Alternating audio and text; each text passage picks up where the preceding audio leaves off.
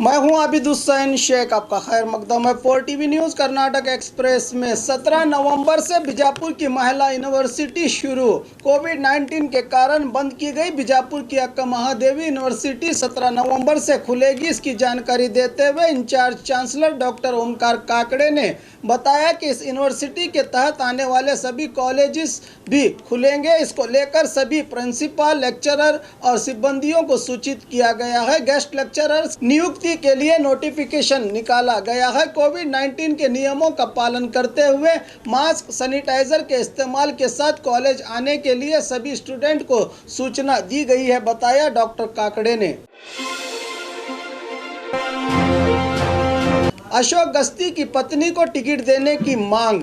राज्यसभा सदस्य अशोक गस्ती के निधन से खाली हुए स्थान के चुनाव करने के लिए चुनाव आयोग ने तारीख की घोषणा की है। इसी को देखते हुए रायचूर के अशोक गस्ती की पत्नी सुमा गस्ती को टिकट देने के लिए आग्रह किया जा रहा है। सामान्य कार्यकर्ता और पिछड़े वर्ग से आने वाले अशोक गस्ती पर विश्वास करते हुए बीजेपी हाईकमांड ने टिकट दिया था, मगर दुर्भाग्य के ये कोविड-19 से पीड़ित होकर चल बसे। अब सविता समाज के मुखंडों ने की पत्नी सुमा को टिकट देने की मांग कर रहे हैं। अब इस मामले में बीजेपी क्या फैसला लेगी, ये तो 5 तारीख को होने वाले सभा के बाद ही पता चलेगा। अशोक गस्ती के पत्नी ने घोषणा की है कि अगर पक्ष टिकट देगा तो मैं सीट के लिए तैयार हूं। अब देखना है कि टिकट किसको मिलता है।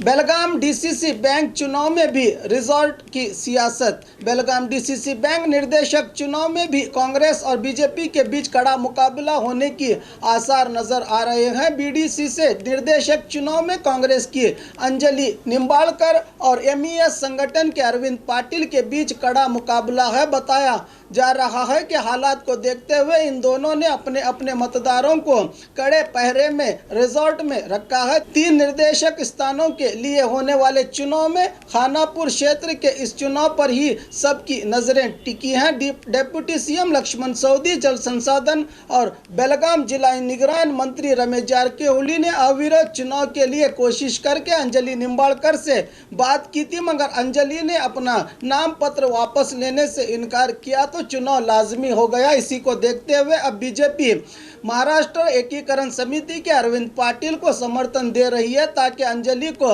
हराया जाए। बताया जा रहा है कि जीत के लिए जरूरी 28 वोटर्स को अंजलि ने महाराष्ट्र पुणे के अंबीवलय रिजॉर्ट में रखा है और अरविंद पाटिल ने 22 वोटर्स को महाराष्ट्र सावंतवाड़ी मालवान के रिजॉर्ट में रखा है। 16 निर्देशक स्थानों के लिए 13 निर्देशकों का अविरोध चयन हुआ है। सिर्फ 3 स्थानों के लिए चुनाव होगा। अब किसकी जीत होती है, ये एक बड़ा सवाल बना है।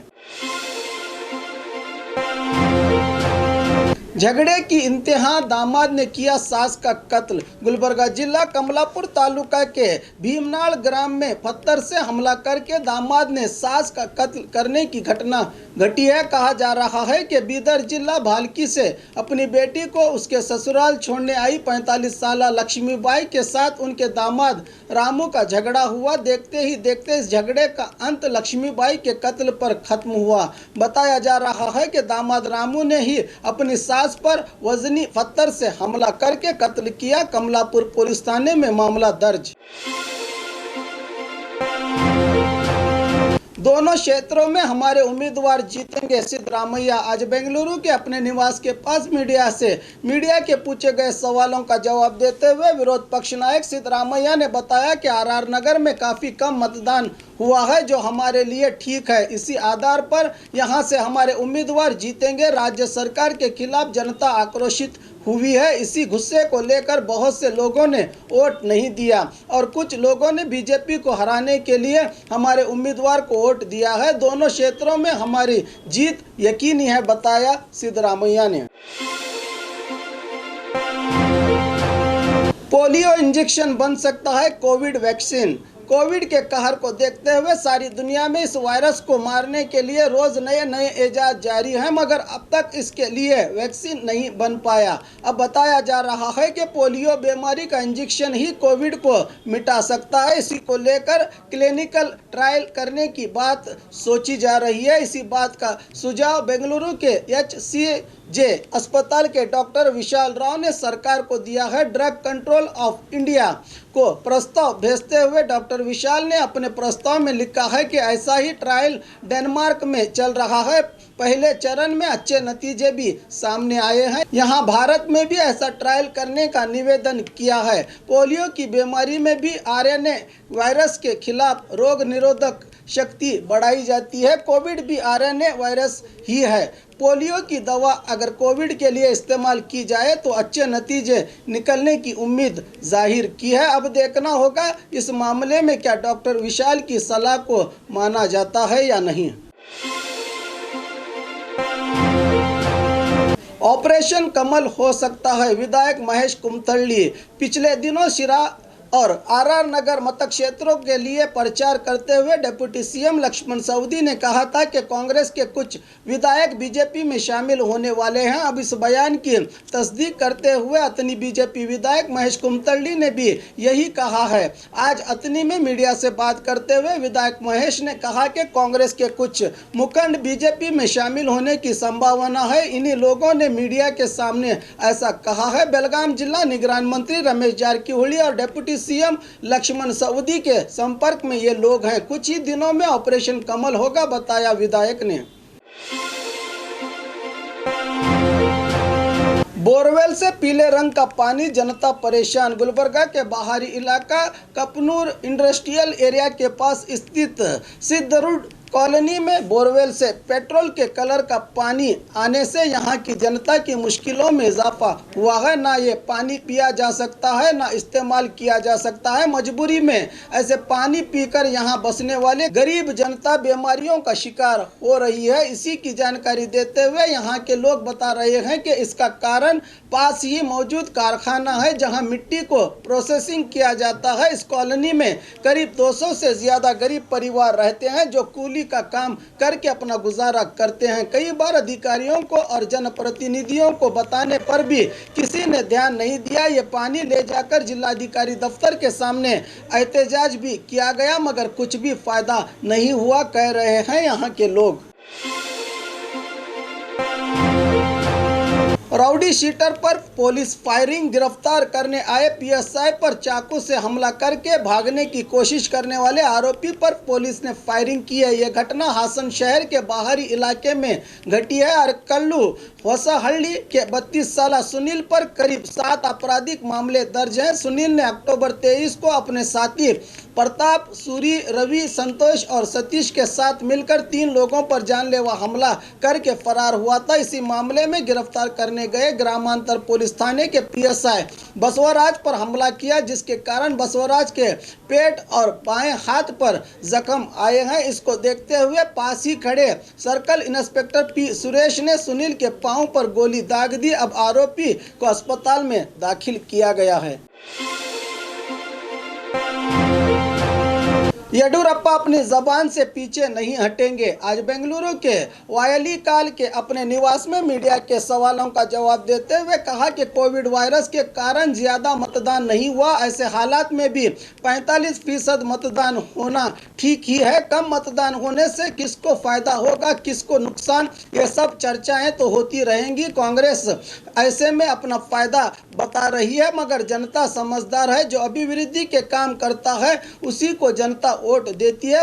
50,000 की लीड से मैं जीतूंगा, ऐसा येडियुरप्पा ने कहा है। बहरहाल इस चुनाव में मेरी जीत यकीनी है। येडियुरप्पा अपनी जुबान से मुंह करने वालों में से नहीं है। जिन्हें जुबान देते हैं उनको सचिव बनाया है। मेरे बारे में भी ऐसा ही कहा है। नतीजों के बाद ही सब कुछ तय किया जाएगा, बताया मुनीरत्ना ने।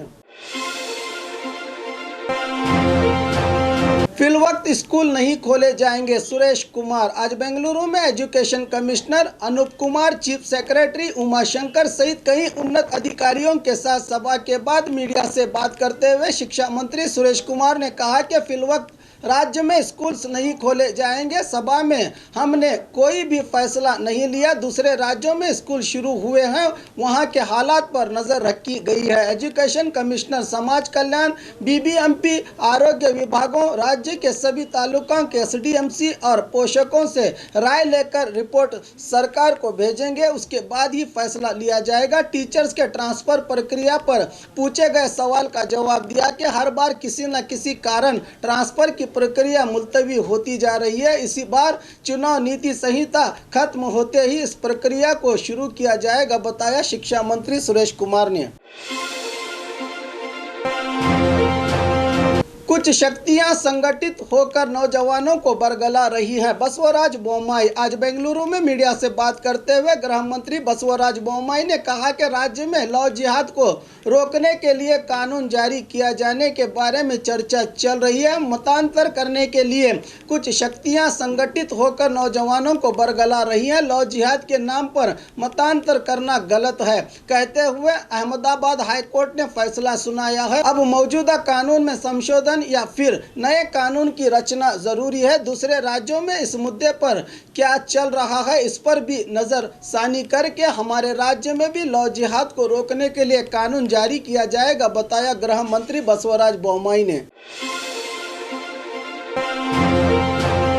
उपचुनाव में कांग्रेस की जीत होगी, डीके शिव कुमार आज बेंगलुरु के सदाशिव नगर में स्थित अपने निवास के पास मीडिया से बात करते हुए केपीसीसी अध्यक्ष डीके शिव कुमार ने कहा कि मुनिरत्न धर्मा सिनेमा करते हैं, वो डायरेक्टर, एक्टर और प्रोड्यूसर हैं, मगर हम सिनेमा करने वाले नहीं। उनके और हमारे बीच यही फर्क है। हमारा जो भी होगा लाई होगा, कट पेस्ट कुछ नहीं। आरआर नगर में कम हुए मतदान पर कहा कि बहुत से पढ़े लिखे लोगों ने वोटिंग नहीं की, राज्य के हालात से वो वाकिफ हैं। मीडिया पर बेजारी जताते हुए कहा कि आपकी करतूत भी हम देख रहे हैं, किसका दिखाना है दिख रहा है, आपकी मर्जी के मुताबिक चलिए। अंत में कहा कि दोनों क्षेत्रों में कांग्रेस के उम्मीदवार जीतेंगे, बताया डीके शिव कुमार ने।